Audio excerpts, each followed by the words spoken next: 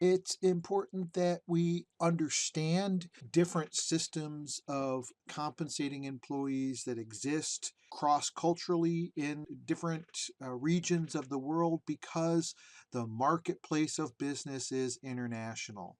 More and more, we're either working in multinational organizations or we're dealing with them in some manner. Thinking about compensation from a global context has become increasingly important. In this presentation, I'm going to focus on a higher level, looking across cultures and important factors that we should be considering. At a high level, there are 5 factors we should consider. The first of being is the social contracts, the way compensation is done. What are the business traditions? And this can include both the legal framework that we see in a particular country and also the specific regulations. We can also consider culture more broadly, and we've done this in many of our other classes. So consider, for instance, Hofstede's model of different values that are more or less prevalent in different countries that can be related to how we compensate. Of course, different countries have different laws for labor relations and unionization.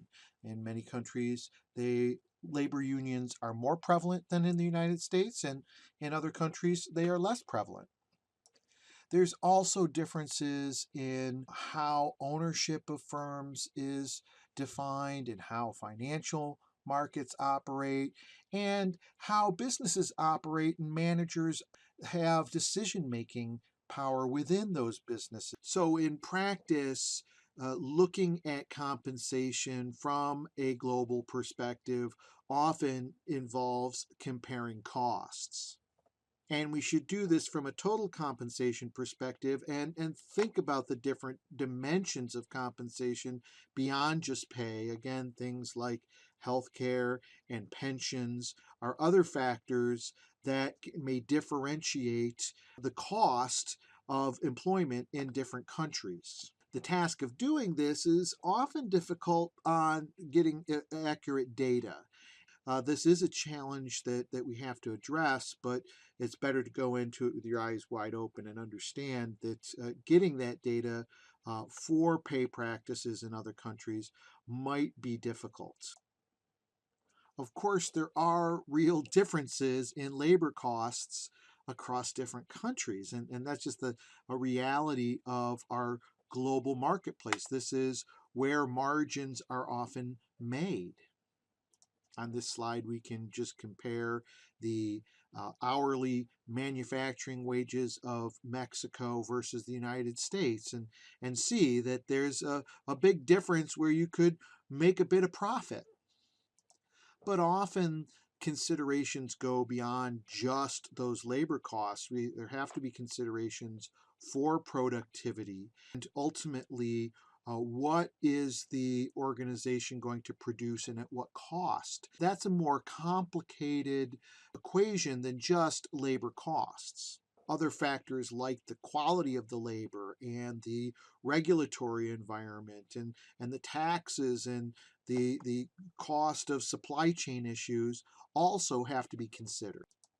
So if we think back to the beginning of this course, we talked about that total pay model and the different basic choices that we have in administering a pay system. Those are also considerations we have to make when we're thinking at the global level.